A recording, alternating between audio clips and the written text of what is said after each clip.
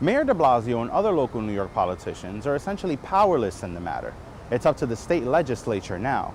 The MTA says they will have attendance here at Fulton Street Station and at Hoyt-Skimmelhorn Station, where the derailment occurred, through the weekend if they have to. State Senator Jose Peralta says he fully expects the DREAM Act to pass by 2017 if Democrats take back control of the New York Senate next year, so that flying the friendly skies of United will be as simple as booking a flight. Tickets for this event originally went on sale for $150 last month, but was later reduced to $30 by Tribeca so that more fans could come and enjoy. In Manhattan, I'm Danni Santana.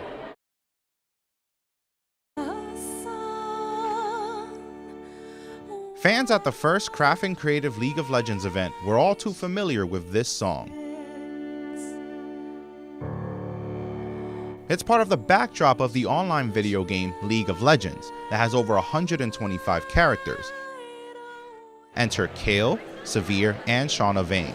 I'm usually pretty bubbly and kind of upbeat in my actual day-to-day life, so I get to kind of put on the very sour mistress Vane face and be pouty and kind of rude in a way. So it's fun, and she's very fun to play. So fans who did not come in costume were still able to hear from the game's designers about character development and storylines. There was plenty to see at the one-day event organized by Tribeca Games and the creator of League of Legends, Riot Games, including original fan artwork.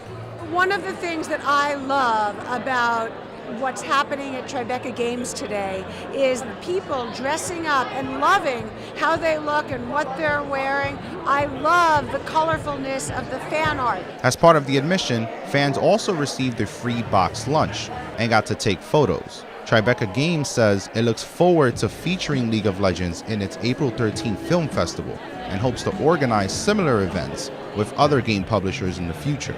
Tickets for this event originally went on sale for $150 last month, but was later reduced to $30 by Tribeca so that more fans could come and enjoy.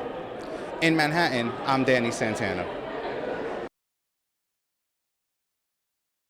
How many of you, before coming to this conference, heard about CUNY Dreamers?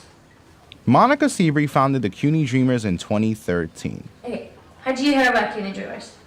Undocumented herself, she and other volunteers provide information about scholarships and programs to other undocumented students, opportunities they are eligible for but may not be aware of. As an undocumented student, I don't have access to in-state or federal aid, so everything has to come out of pocket. I'm currently working 2 jobs to help me pay for my tuition.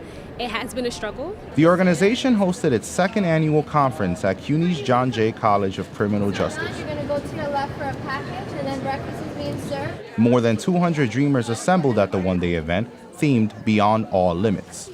Attendees spent the morning networking and discussing the obstacles of being undocumented on a college campus. In the afternoon session, attention shifted to the DREAM Act. State Senator Jose Peralta says he fully expects the DREAM Act to pass by 2017 if Democrats take back control of the New York Senate next year. Those individuals who are candidates in the future for the state Senate, that they understand the importance of what immigrants have provided for the state of New York. The senator says the act can also be made law through an executive order in 2016. If so, legislation would kick in before predicted tuition hikes take effect.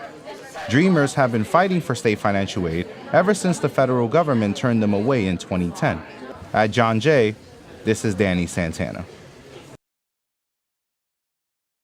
The death officer holder is thrown into clear perspective the need for substantial reforms in the criminal justice system. Mayor Bill de Blasio wants to see changes in the way the courts set bail. The law currently asks judges to consider flight risks, but de Blasio wants public safety to become a key factor as well.